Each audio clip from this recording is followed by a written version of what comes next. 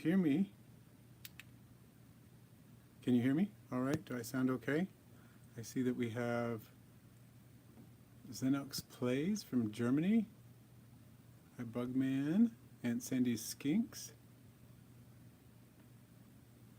Bree Coleman, Majors Exotics, Wendy Hickson, Frank the Tank, Sean Meister. Cool. So hopefully everybody can hear me. I had to remove the microphone because Mr. Skeltel here was going to remove it for me if I didn't. So that is what I did there. See, Tobias is here also. Welcome. And Laura Taylor. Great to see you all here. I started just a touch early. I figured, why not? You can start a minute early. And we did get a new light. So I'm actually adjusting the light a little bit. Let's see. I'm still adjusting the light, but the light is much better than last time already. So how's it looking? How's the volume and how is the sound in general? Whoa, pulling my glasses off. Thank you. See, Mark Hartley's here. Let's see.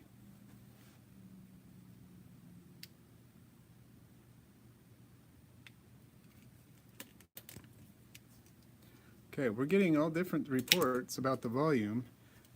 Some people are saying can't hear me at all. Some people are saying they got different different volumes. Some people saying it's good volume. So curious about that. How is this sounding now? I know I'm still adjusting my light. Let me play a little bit with that. I'm gonna boost the brightness just a touch here.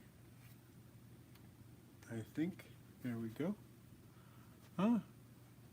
And it's partly the angle of the shot too that's going to make a difference about whether or not you can see me properly. Okay, so a lot of people are saying it's fine, and a lot of people are saying it's not fine. Okay, well I'll speak I'll speak a little more loudly if I can. And welcome to those of you who have come in since I welcomed the initial people. We got Axe Jag and Blue Lobster, Mansing. Let's see, Klingon, Jotaro, and let's see, who else? Mark Hartley, Jules. All right. Okay, so how are we doing? I'm thinking this is okay. This lighting looks a lot better than last time. So thank you so much to those of you who donated. I'm still doing some fine-tuning with the lighting, but I think we have essentially solved the problem with that light that you so generously helped me with. So appreciate that. Yeah, so some of you are hearing just fine and some of you are not, and that just, if it's so varied, it's probably something other than the audio on my end, but I will try to speak more loudly. I apologize for the fact that on Patreon I did not get my post very early, and so I don't think we had any comments because I was so late in getting that out. So let's see, Destruction Warehouse. Need to get a hold of Lily for studio lighting. Let me try up one more thing.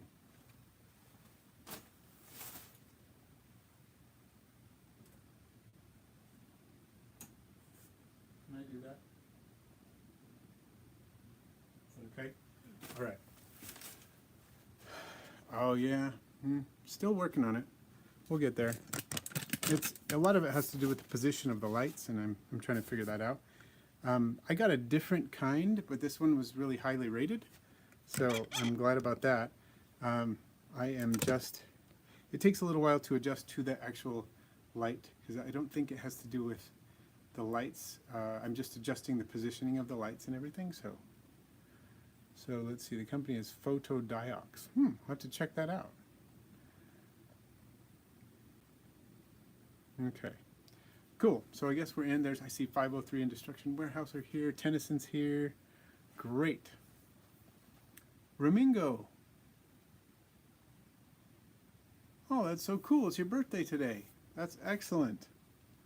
I want to offer you my congratulations on your birthday. Or I could just say, tanti auguri. That's awesome. Oh, I love what you said there. That is cool. I'm glad to hear that, and I hope you have a fantastic day today. Okay.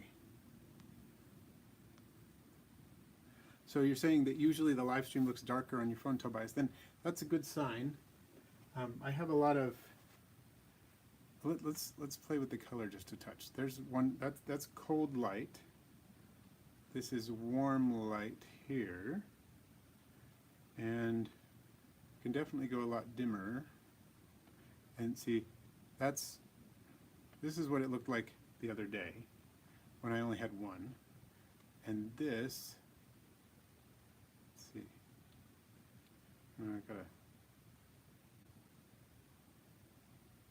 That's what it looks like with the lamp on. So we can compare and contrast a little bit.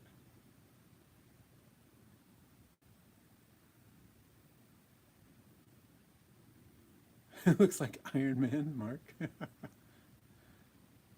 Oh, it's Lanny Bug's birthday too? I missed that somewhere along the line. That's awesome.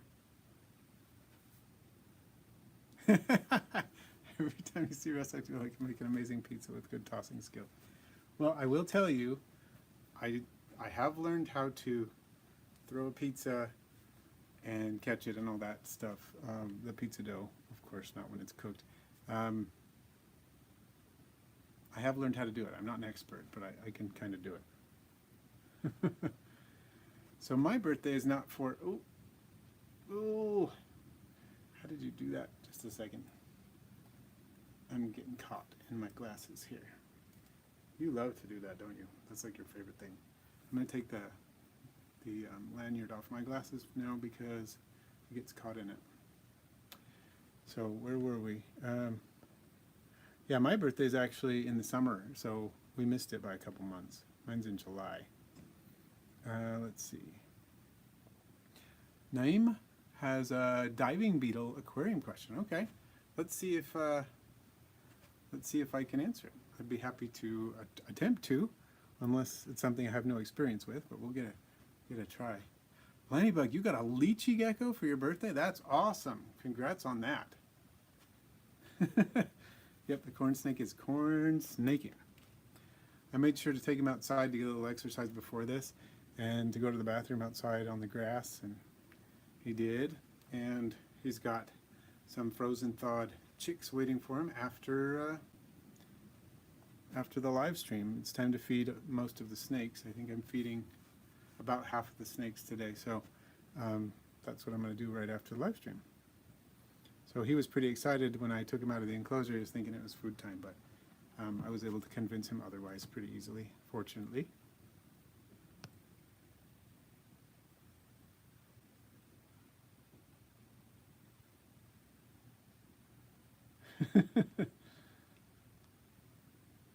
Yotaro, you have a 20-year-old corn snake. Cool. Kept getting stuck in everything. Yeah, I have a reptile expo coming up. I'm not sure if I'm going to bring this guy or not, but we'll see. So Mark, you said you comment about how she'll let snake. There's a little bit of a typo there, but I think I got the gist. Kimberly Kitty's here. Glad to see you back again. And the second installment of our adventures, the Sky Island adventures, is coming out on Friday. So have some more reliving our cool experiences we had in July. So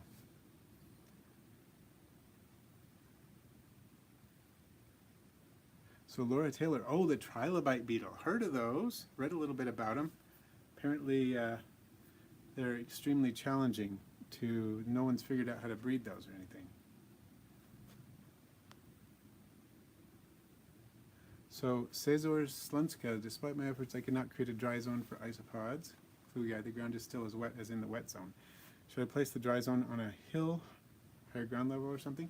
You could try that. You could put some layers of bark or something like that to help with that. But if your substrate is as wet in your attempted dry zone as in the wet zone, there's something going on that probably doesn't need to be going on.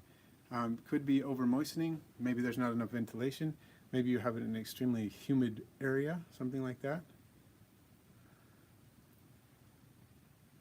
Let's see. Tobias says, my blue death beetles have worms that are large enough to pupate now, so after work I'll be finishing my incubator setup and following your videos. I'm super excited to see if I can do it. Awesome. Well, if your larvae about 1.5 inches-ish, when extended, yeah, you're ready to go. Maybe even a little bigger, between 1.5 and 2 inches. If they're there, you might as well try. So Naeem has 4 sunburst, 5 large back swimmers, and a 25-gallon tank. 17 more beetles coming. 3 suns, 5 greens, 5 whirlig eggs, and 5 black diving beetles. Cool, cool so far. Ramingo, what do you think of dung beetles? I think the beetles deserve more credit for what they do. Absolutely. I think they're fascinating. I've never kept any, but I do think they're fascinating. At least, maybe I kept 1 or 2 short term. I haven't kept them for a long time, but I think they're very cool, especially some of the, like the Phanius rainbow dung beetles and things like that. Really cool. I got to see my first dung beetles in Arizona in 2021 at Jesse's place. We were hanging out over at Jesse's place and kind of chatting in the front yard, and I saw something moving in a way I'd never seen anything move before. And I said, what is that? And I got closer to it, and it was 2 dung beetles rolling up a ball of dung. So I thought it was really cool. I wouldn't mind keeping some sometime. I have enough creatures that produce feces for me that, you know, snake feces is an option for a lot of dung beetles and things like that. So I don't know, I might try that someday. Okay, Naeem, with that quantity of beetles, I think you're going to be fine in a 25-gallon, to be honest. Totally fine. But I will say, are they the large whirligigs or the small whirligigs? If they're the large whirligigs, you're going to have to make sure you feed them really well and make sure they have plenty of swimming space on the surface. Like, don't let plants clog it up too much or anything. If they bump into each other too often, it seems like that can sometimes be a problem. So it wouldn't hurt to do a 55-gallon if you want to. You could totally upgrade, and there's no problem with that. That's, you know, more space is better. But I think you're going to be fine with the 25-gallon as long as you just watch the caveats that I just said.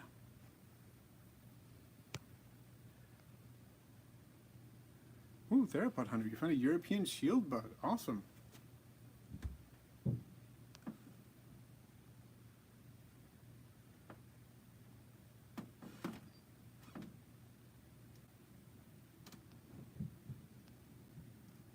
Sea turtle, hello.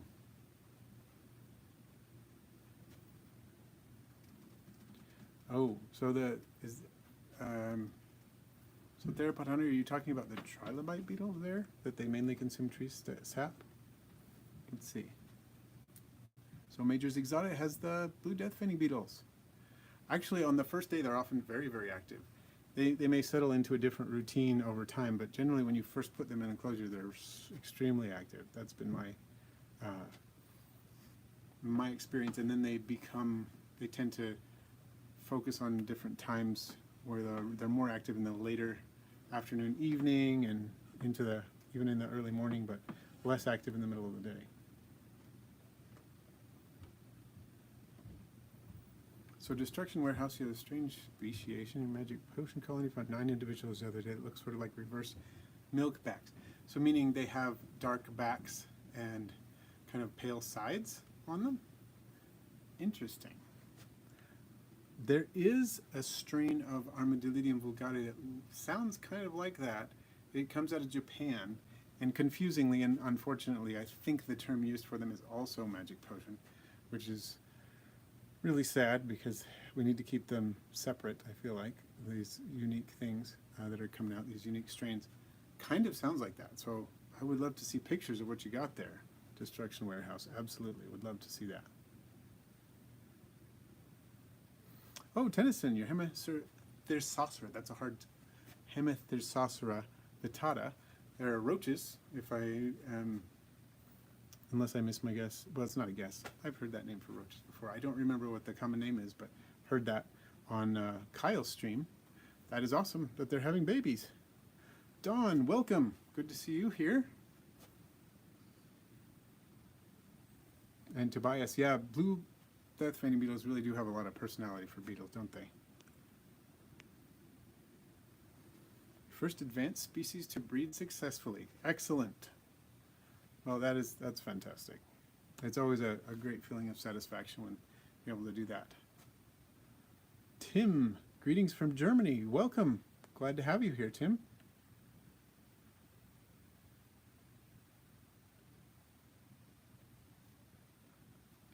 Ooh. So Tennyson, you're getting a lot of babies. You got your Ceratophycella species yellow albino, good amount of baby lobella species Tyred. Those are the springtails. The Ceratophycella, you're going to have to tell me. I'm thinking that's what those are too. I know the lobella species Tyred are the springtails, so that's awesome. Kimberly Kitty kept rainbow dung beetles for a while. They ate honey water and guinea pig poop, didn't seem to thrive in captivity. Mostly stayed burrowed or tried to fly away. Interesting. Here is something that I would recommend. If you go to the IsoBuddies channel, he interviewed Kevin Nasser from Boogie Down Bugs about his dung beetles. He's breeding several species, and they're doing really well for him, and he has some techniques that he mentions that help with that. So anyone who's interested in keeping dung beetles should check that out on the IsoBuddies YouTube channel, the dung beetle discussion with Kevin Nasser. Josh interviewed Kevin Nasser from Boogie Down Bugs. Very interesting podcast. Well, it's a YouTube episode, but you know, podcast style where you're sitting and interviewing people. It was very cool.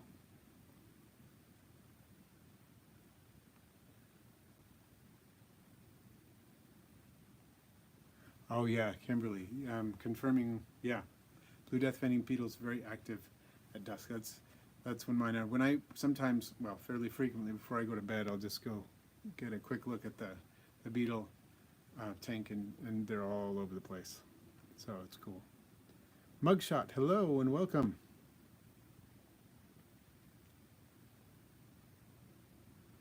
Oh, Theropodon, you're talking about the shield bug. Okay. I feel like if you get the 100% pure maple syrup, that might not be terribly bad for all bugs. I can't like unreservedly recommend it for all bugs, but I know people have offered it to various bugs without problems, sometimes diluted. I feel like since it's been boiled and so on, it might not have the same things in it. There might be things that boil out and stuff like that. So Destruction Warehouse, if you want to send me the pics of your interesting isopods, the aberrant individuals, you can use Facebook Messenger, just look up Aquarimax, or you can use Instagram, also Aquarimax Pets on Instagram, and then just ask to send me a DM, and I'll accept it. You might have to tell me if your handle is different from Destruction Warehouse. Just let me know. This is Destruction Warehouse, and I want to send you these pictures, and then I'll know that I should accept it. So, and then I'll be happy to check it out. I'm fascinated. Oh, the Asian clown roaches. I have heard of those. I think I've seen Invertebrate Dude post about those. They're very cool. So, Yotaro, want to ask about how you usually brumate your garters. Do you have a video on that? I do have some videos where I explain a lot of it, but I'm about getting ready to do it again. So I might as well tell you, just tell you the basics now. And there's some of my videos. If one of the mods wants to dig around a bit and find one of my brumation videos, if you use the word brumate or brumation in Aquarimax, it'll probably show up. But I can give you the basics right now too. So, hopefully I haven't done this too recently. When October 31st, right around October 31st, I stopped feeding my garters. I offered them the last meal right around Halloween. Then for the next 2 to 3 weeks, I keep them at normal temperatures and just don't feed them. Make sure they have plenty of water, of course, and allow them to just purge their digestive systems, empty out. It's usually 2 to 3 weeks. At that point, I start cooling by turning off the lights, the heat lamps, not the other lights, but the heat lamps, for another week or so, a week or two, and then I put them out in my garage, but it's not just putting them out in my garage because they would freeze if I just did that. So what I do, I get the big black tubs with the yellow lids from Costco, or Home Depot, wherever. Get the big tubs like that. And I drill a few ventilation holes, and on the side, near the bottom, I drill a hole that's big enough for a cord of a heat mat to go in. And what I do is I put a bed of leaves, maybe 6 to 8 inches of leaf litter on the bottom of that bin. And then this is the thing. On top of that, I put another bin inside the big bin. Usually it's an iris, well, I've always used an iris weather type bin, one with the gasket seal. And that is also drilled for ventilation. Put the snakes inside that second bin. And then on top of the leaves, I put a piece of polystyrene with mylar sheeting on top. And between the mylar sheeting and the bin, the second bin inside the bigger bin, I put a heat mat. And I put the heat mat on a thermostat, but it's a low thermostat, a thermostat that will go down really low. And I usually set the thermostat around 45-ish degrees, so that if ever it starts getting really cold in the garage, because 45 is perfect for brumating most garter species, and the ones that I work with, it's definitely good. You can even go cooler than that, but you don't want to get too close to freezing, obviously. So whenever it gets below 45 degrees, with this low-range thermostat, the heat mat kicks on, and it hits 45 degrees. And I've done 50, I've done 47 or so, I've done 45, right in there somewhere. And they all seem to work. It heats up, and because the polystyrene mat has the mylar on the bottom, most of that heat reflects back up into the container that it's sitting on, up, rather than going down, out, and being wasted. Goes right up into the container that the garter snakes are in. And I do that with, there's the inside the container there, and I put slightly damp leaf litter, and I make sure to rehydrate it a little bit when it gets too dry, because that helps them not lose a lot of water weight and not get dehydrated while they are brumating. And I start that hibernation or brumation process right around the beginning of December, and I usually go somewhere into February. Last year it was right around Valentine's Day, right around the 14th, 15th of February. One time I went right to the beginning of March, but it's usually somewhere about mid-February. And then I just take them out, and then waking them up is a lot easier. I usually just put them in the enclosure, and with the lamps and everything, turn them on, just go as if spring has sprung inside their enclosures. And then what happens after that, I give them about a week, making sure they're hydrated and stuff, giving them plenty of water. Give them about a week before they eat, because they typically are not interested in eating for about a week after they wake up. But that's what I do, and it works well. It works great. And I've done that for several years now, and it is I've been pretty successful. So hopefully that helps, Yotaro. That's my method.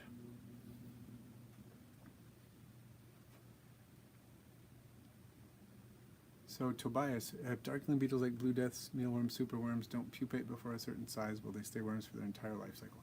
Not to my knowledge. I've heard that there are some mealworms that people have sold that have treated them hormonally, not to metamorphose, but in general, they will either pupate or they will die.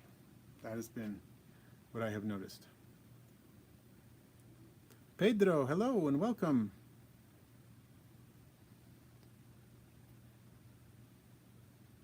Okay, Tennyson, yes, about the albino and leucistic or leucistic springtails.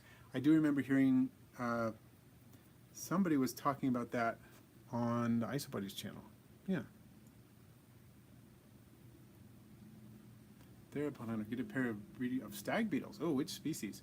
I've worked a bit with the Pseudolucanus mazama, the only species of stag beetle that lives here. And Ramingo, how are your educational showcases going? Clint mentioned them in his recent tryouts video. I have fun doing them. I don't do them terribly often, but I really enjoy doing them. I've got one coming up in a couple weeks here. Absolutely enjoy doing them. And I also really enjoyed doing that collaboration with Clint about the tryouts. We filmed that, I'm trying to remember when that was. It was June. It was early June when we filmed that. So typically, when I have filmed videos with Clint, we usually do it several months in advance of when it gets released. But it was really fun. That was the day when I went and participated in his camps. He invited me to participate in the Clips Reptile Camp, had an absolute blast that day. It was really cool.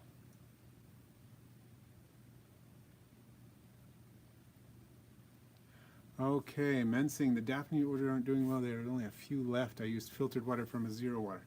I'm not sure what zero water does. I'll tell you what I use is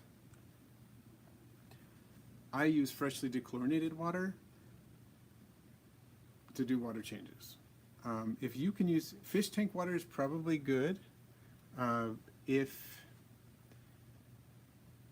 there are no hydra in it, and if you're just acclimating them slowly, like use drip acclimation. If you're having problems, definitely use drip acclimation. If you just have a few left, that's not such a big deal because you can get them going from a very small number. We just need to see if we can get them to start doing well again. So I'm not familiar with what a zero water does, or if zero water takes out minerals. If it does, that might not actually be a good thing for them. But I put freshly dechlorinated, I use Prime. I use Seachem Prime and freshly dechlorinated water, and I have not had a problem with this strain of Daphnia that way. So hopefully that helps. Oh, Bugman, I'd love to see this velvet ant spot you're talking about sometime. And since we don't live all that far away, maybe we could do that. That would be cool. I know I'm missing a lot of chats, everybody. Sorry, I'm trying, but I'm going to miss some of them.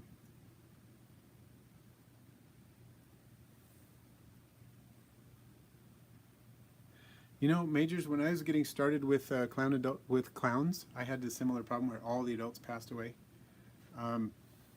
So if they left behind a ton of healthy babies, that's not such a deal. It's going to take a while before they breed, but I've seen that happen with clowns. I'm not sure if that's a husbandry thing because it's been a while and I don't remember exactly what I was doing. I do remember I got them too warm, but they can actually do fairly well when it's warm, but I think it got too warm for them. So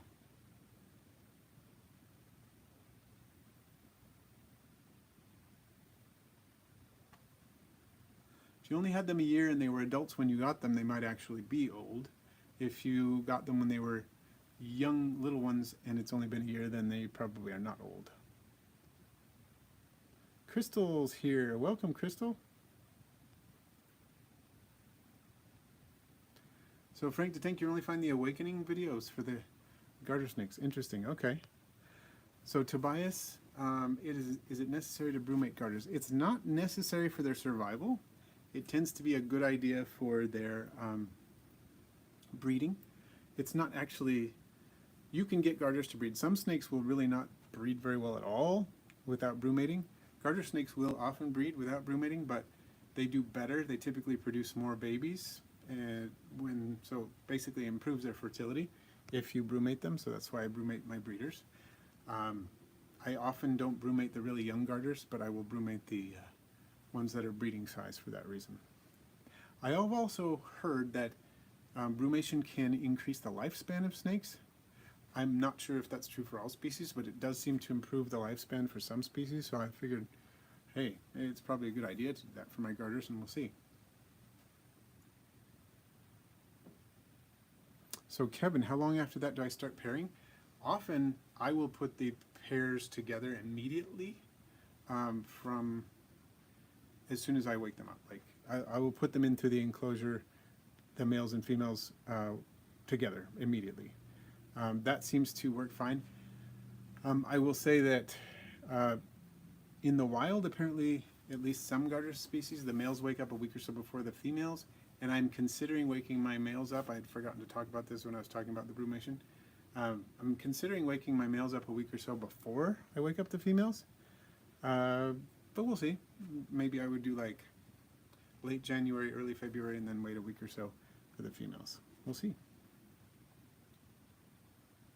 So Laura Taylor, I am in Utah and we have pretty cold winters here. Typically, that's why I use the extra heating that I was talking about, where I have the low end thermostat, meaning it goes down to very low temperatures that it'll do. Most reptile thermostats you buy, the basic ones, the lowest they'll go like 65 degrees, which is a little warm to brumate garters. So I get ones that'll go like to, I don't remember how low, but extremely low. And so I can put them at 45 degrees. Last year, the lowest temperature that I remember seeing was 0 degrees Fahrenheit, which is, you know, it's not like 30 below or anything, but it's still pretty cold. Far too cold to just let them sit in the garage. So that's why I put them in the, I use the heating and I use the insulated containers, nested containers to help protect them.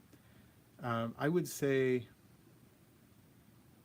if you, you need a place where it's definitely not going to freeze. So you just kind of need to keep track of that. Sometimes people can use their crawl space, or they might have, some people have basements that are cool enough to do it. If your temperature is, you know, below 60 and above, say 35, and it's not going to fluctuate too much below or above that, then you're probably in the sweet, I would say the sweet spot for garter snakes is somewhere between 40 and 55, but you could probably go a little lower, and it probably also depends on the species. So, Hare Wade, can you give tips for trilobites? Setting up an aquarium from them, there isn't exactly a sea of info out there. Oh, you're probably talking about triops, right? Triops? I did just actually do a video on triops with Clint, and so if you go to Clint's Reptiles channel, you can check that out. That basically gives all the guidance you need there. Jacob McGuire, how's your D. diamantinensis doing? Greetings from Canada. Doing really well. I realized that it's getting close to a year old now. I haven't had it that whole time, but it is getting close to a year old because I contacted the breeder and said, when was this hatched? And he said it was October, so we're getting close. Still hopeful that it's a female. It just ate, was it yesterday? Yeah, ate a adult banded cricket. It's doing really well. I've started filming a rehousing video in 3 parts. I unboxed its new enclosure. I started decorating the new enclosure, or 2 parts, I guess. Decorating the new enclosure, and pretty soon I'm going to be rehousing it. So looking forward to doing that. I've only rehoused it once so far because when it came in a deli cup that was probably somewhere around 3-4 ounces. So big enough for it to, because they start out really small, big enough for it to stay in there for a molt or so, maybe even 2. But I kept it in there. It had already molted once or twice when I got it. And then after it molted one more time in that enclosure and got to be about, an inch or a little over an inch, I moved it into a 5x5 cube, Tarantula Cribs cube, and it's been in there, and now it's looking like it needs to go to a larger enclosure, so I'm moving it into a large one very soon.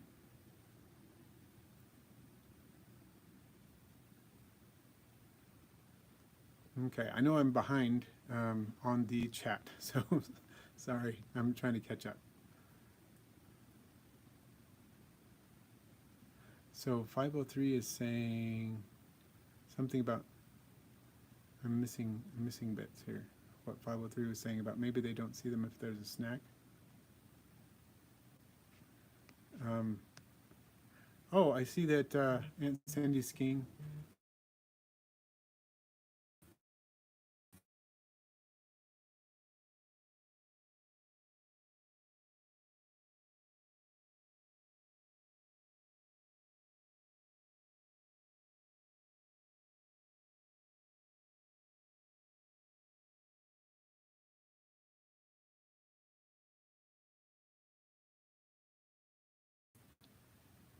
So, Yotaro, can I ask what breeder you got your GBB from? Okay, you must be talking to someone else because I don't have a GBB. So, and I probably just missed the first one. Okay. So the sound was gone? Oh, you know what I bet that was? I was getting, somebody was calling, and it was probably muting out everything, and I didn't answer the call, but it probably muted everything out before. Okay. So about the male garters. Yeah, I wonder about that. I don't know. But it does seem to be something that they do in the wild where they'll get out.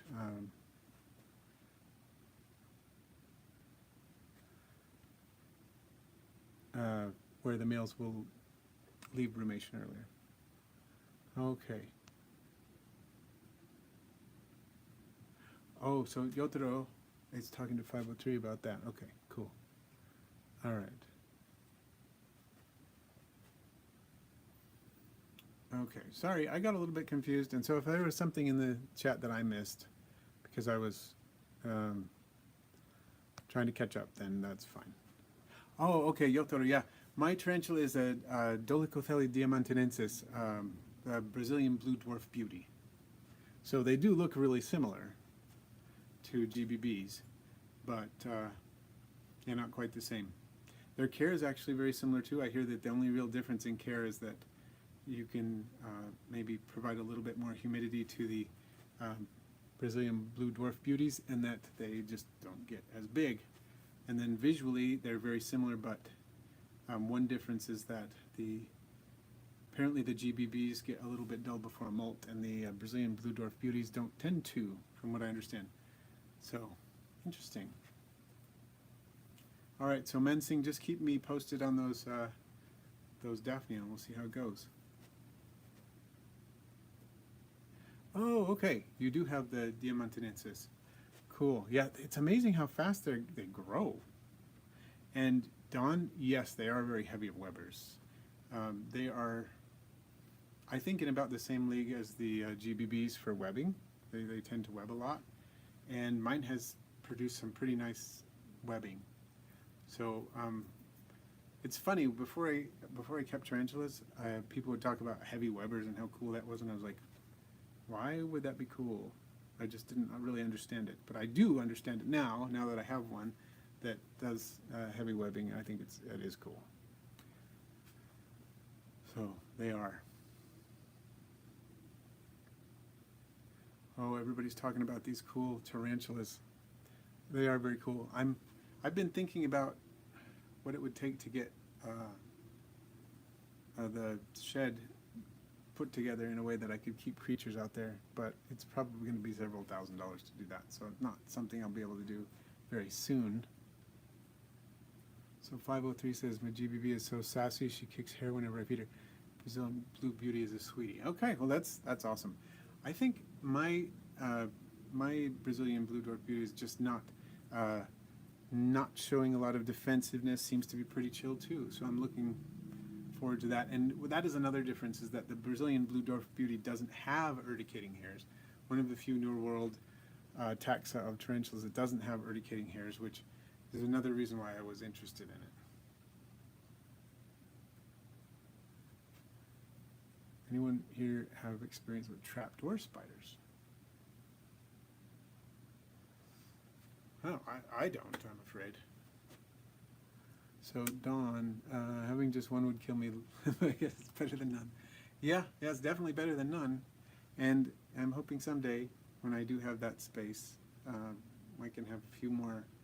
I think it would be really nice to get some that tend to be the ones that'll sit out on display and not web a whole lot, so I can bring them on presentations and keep them in their enclosure, but just show people, here you go.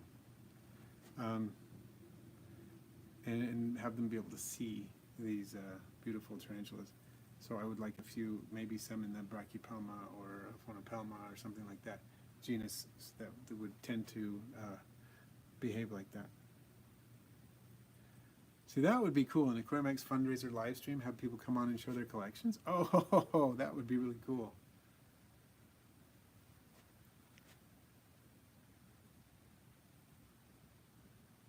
Oh, Yotaro, 65 T's and 1 purse web. Wow. That's one nice thing about tarantulas. They're so low maintenance and they don't take up huge amount of space that you can really have a lot of them. And that would be fantastic, Don. I really hope that I can get that Calcotes girl someday. That would be just marvelous. That I can't even say how cool that would be. So let's hope that we can get that to work. I'll keep researching inexpensive ways to get my shed turned into a facility that's climate controlled and whatnot. 503, 12 T's, 10 Versailles slings. Is that, when you say 10 Versailles slings, is that, are you talking about Carabiner versicolor? Plus a Wolfie and tons of jumpers. Wow, you got a lot of spiders. And Frank down to 1 T, so we're in the 1 T club together. That's something. I have a decent number of spiders because I've got my Cuculcania hibernalis. I've got a Phidippus ardens, a Phidippus regius, got a Steatota grossa, and a Selenops flatty wall spider. And, you know, that's a decent number of spiders. Okay, so you were talking about Carabiner versicolor slings. Cool. So Tennyson, you're going to Hapalopus formosus. Cool. I think the Carabiner versicolor are very cool, too. That would be one I would be happy to have at some point. There's so many amazing ones. It's having done some research on them of various types, they blow me away. I wouldn't want to get anything with, you know, scary medically significant venom, even though I realize that, you know, with proper care and proper, not just proper care, but proper precautions, that the danger of being bitten is pretty low. I think I would probably still avoid that. Oh, Yotaro. Ooh, 4 curly hairs and 4 Brazilian red and whites. That would be awesome too. Wow. Okay, I just need to get that building done.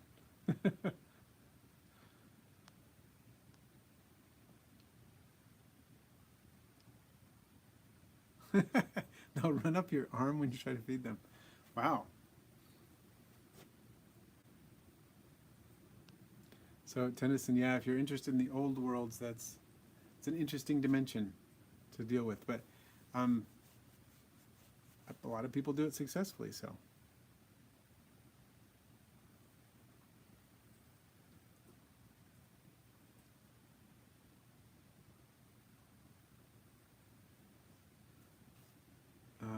Laura Taylor, I think that sounds pretty cool. I think that's fine to share.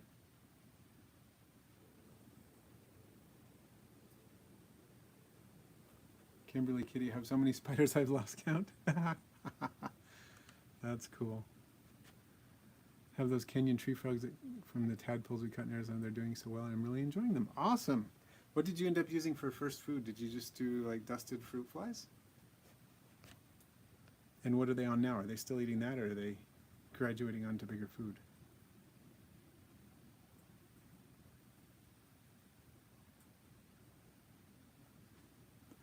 Ooh, yeah, I hope your giant centipede is okay, Destruction Warehouse. Which species do you have?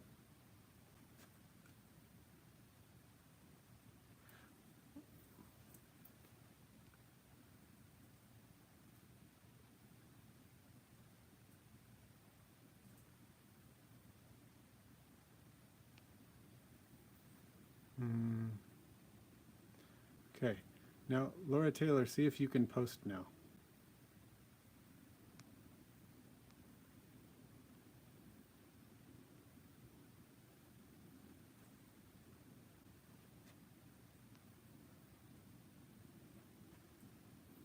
Oh, Kevin got a Demon Variegatus to go with your Phrynis mexicanus. Very cool. Very cool. I am excited for mine to breed, hopefully.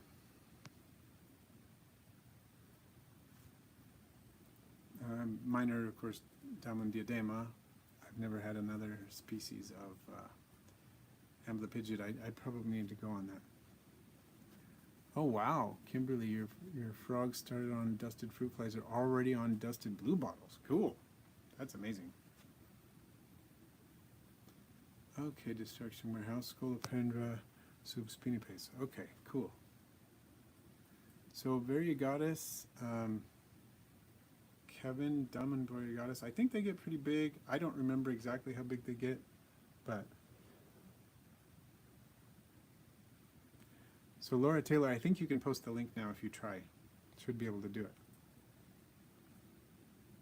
Theropod hunter, Centrobulus species Mozambique have all emerged after a month. Awesome. Those are beautiful millipedes. Yeah. Though they are fantastic. I really love that genus. They're a very cool genus. The red, like the Centrobulus splendidus, the really red ones. Hey, Mike Fernandez is here. Good to see you here. We still got about 15 minutes left, so that's fine.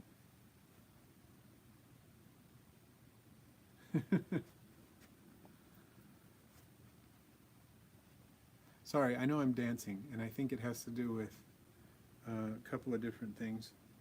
I think my feet are a little bit sore today, and I don't mean to do that, but I think it's that, and I think it's the way that glare is hitting my glasses with the lamp. I'm still adjusting the lamps and a couple of different things. So I'm just kind of dancing around a little bit. Sorry about that. That's fine. But looking forward to some things that are coming up. October 3rd, I'm going to be a guest on the IsoBuddies YouTube channel. We're going to do a Velvet Ant based show. I believe that's October 3rd. October 30th, I've got Jessica from the Portland Insectarium coming to be a guest on my show. And of course, and some of you have already heard some of this stuff, on the 14th, I believe it is, doing the Wasatch Reptile Expo in Salt Lake City nearby. It's not too far away from me. That's where I'm going. And then on the 20th and 21st, I'm going to be at the Clint Reptile Room grand opening. So hope to see you at any of those you might want to attend, whether it's, you know, the 2 virtual ones or the 2 in-person ones. I would love to see you there if you can come to one or more of those. Oh, Don, I'll tell you what. Communal anything fascinates me. Communal tarantulas, how cool. And Belfori. I'm all for it. So 503, how long does it take you to get to the Portland Insectarium? I know you're in Oregon. It can't be very far. And Random T, glad you enjoyed that last collab with Clint. I certainly did. That was amazing. I always have fun, but I think this last one might have been the most fun of all the collaborations we've done. We sat and had a brainstorming session for quite a while before we filmed, because we brainstormed, then we scripted, then we filmed. It was a really fun way to do it. And oh, Tennyson, yeah, I love the IsoBuddy streams. I generally catch them after the fact because I'm not able to watch them live, which is sad. I enjoy coming in live when I can, but I can't usually do it. But I really get a kick out of the streams. And you did a great job when you were on. I enjoyed watching the one you did with Josh. They are fun. And Josh is a bit of a goofball, but aren't we all? Oh, so you're quite close to the Portland Insectarium then, 503. That's cool.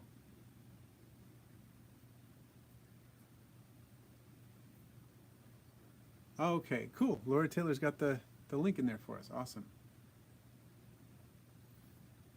Okay, so Destruction Warehouse, she'd like to go to the Clint Reptile Room grand opening, but it's far and bad timing for my family. Well, got to take care of your family for sure. And for some, it is far. For me, it's only a little over an hour to get there, so it's not too bad. For me at all. It's about an hour and 15 minutes-ish, depending on traffic and whatnot, so it's not bad. But it's still getting there. Sometimes I've done it various ways. Sometimes I will take all the critters that I'm going to be filming, because we'll often film 2 episodes at a time, take them with me to work, and then I'll go straight from work down there so I can get there in time, things like that. So it still requires some planning. Oh, Steve-O's here. Hashtag dad life. No worries. Glad to have you here. Oh, Kevin, you got a dedicated reptile invertebrate zoo in your city. That is fantastic. You'll have to let us know how that goes. I would love to hear how your visit is and what you think of it. Oh, no, there's plenty of cool people out east, too, like you and Sandy Skinks and so many of you that are out east.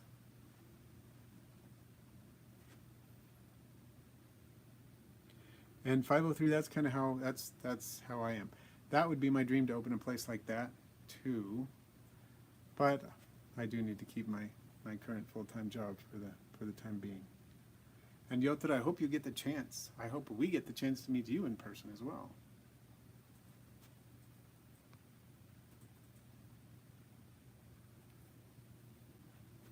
Well, Michigan is very east from my standpoint. I know it's not as east as, say, New Jersey, but it's still pretty far east for me.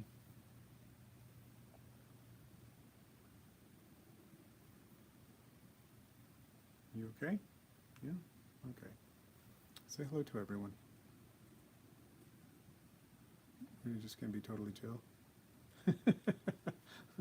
Okay.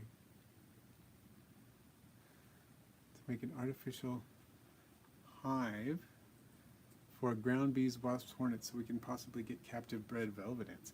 See, that would be really cool. But to breed captive velvet ants, like you say, we're going to have to breed these ground nesting bees or wasps or whatever, like Bembex sand wasps, for example. And doing that would probably be very involved in a captive setting. So, Oh, theropod hunter. Ooh, at least you were able to separate them. That's good. And destruction warehouse. You, live close to Wally and Bill Stewart. Cool. That is very cool. Hey, Tarantula Collective, Richard. Hey, how's it going? Good to see you here. It's going pretty well. I'm excited to see you in the stream, and I noticed you just released that the new video. I'm looking forward to checking out your video. I haven't seen it yet today, but I saw that it's recently out, so that's awesome. How's everything going for you?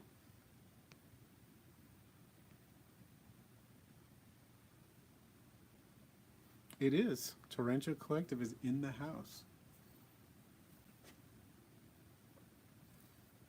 I feel... Oh, where are you going, buddy?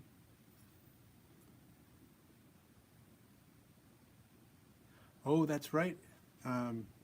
Get packing for Animal Con. Yeah, that's going to be cool. I hope to come someday to Animal Con.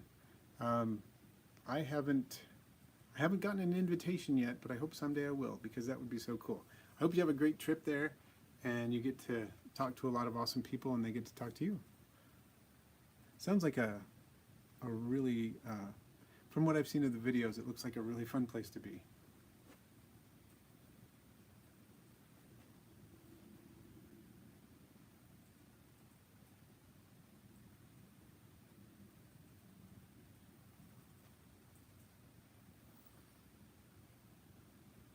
Oh, that would be awesome, Richard. I'd love to go.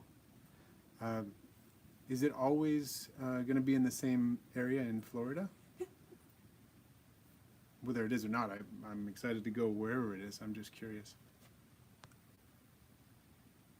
So Animal Con, Aunt Cindy Skinks, just to give everybody an idea of what it is, it's not an expo in the sense that people aren't selling animals there, but it's a place where people come to meet people who are, like YouTubers and educators and things like that. So Richard from Tarantula Collective is going. Clint from Clint's Reptiles is going. I know that Tarantula Cat was there. Wiccan's Wicked Reptiles was there. Tons of people there. I think Brian Barczyk was the one. It's kind of his brainchild, if I'm correct. That he was the one who thought it up, and that it's this idea of getting people together to be able to meet the YouTubers who are into animal videos and things like that. Yeah, Diana's there. Alex is going. A lot of super cool people. So it seems like it's going to be a super fun place to be.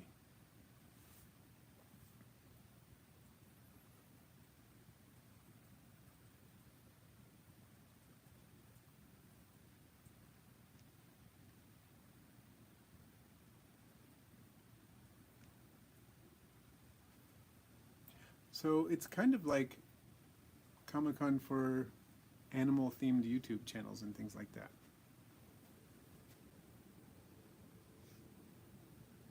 Oh, Yotaro, that's awesome. Raised 6,500 for Brian.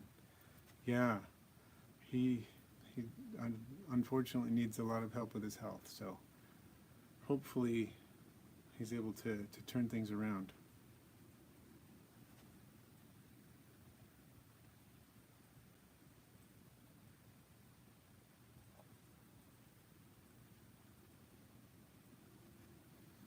But that just seems like a really fun place to be in. I don't remember exactly what kinds of activities, but it seems like they visited some of the YouTubers visited other YouTubers who are resident in the area and get to see like their collections and things like that. I think you're not being invited was a simple oversight because I am certain I gave them your name when they asked for an invert creators to invite. Yeah, no, that's awesome. I'm glad you did that, and thank you for doing that. And if they didn't catch me this year, probably was just something like that, and maybe next year they'll invite me. That would be super cool. I would love it. And yeah, I think Laura Taylor is expressing the wishes of many of us, best wishes and good vibes for Brian. Oh, Yotaro, they raised over $9,000 for U.S. Ark. It was great. That's fantastic too. We need all the help from for U.S. Ark because they're helping all of us. That's cool. Oh, CRD, thank you. I'm happy to have you here. That's fantastic.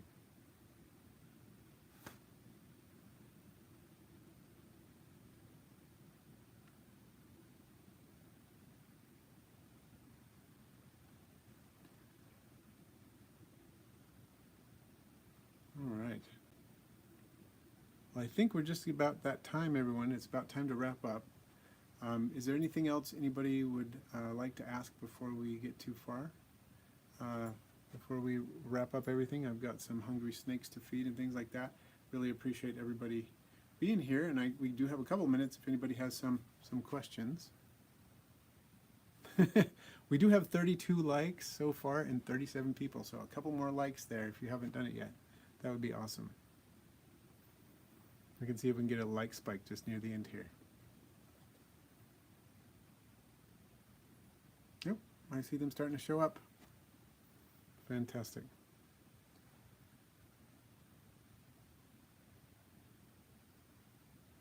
Okay.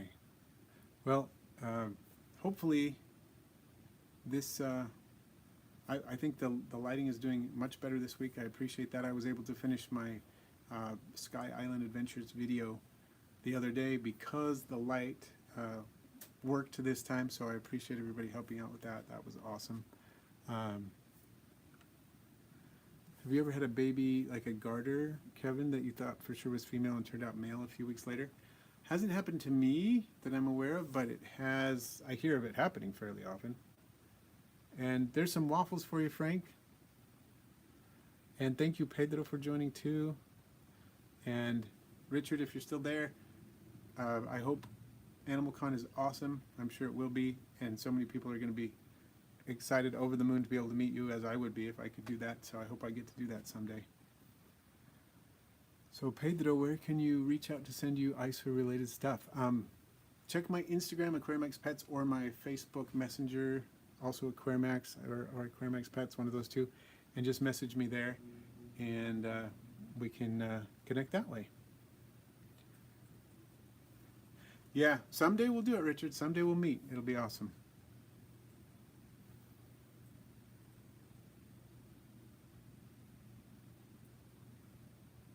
Oh, well, Kevin, I haven't tried that with the candling. I haven't tried that method. I've just used popping with garters, with Dawn's Garter Snake's help. All right, everyone. About to close up, so take care. Thanks for joining. Thanks for setting up me with this new light, which is much, much better than with the other one when I only had one. So I appreciate that. And that makes sense, Kevin, that it only works with albinos. And that's probably why I haven't tried it, because I don't have any albinos. So totally makes sense. All right. We'll catch you later, everybody. Sky Island Adventures Day 2 video this Friday. Everybody make sure to check that out. And Lannybug, yeah, I'll see you at the expo in October. And have a good one.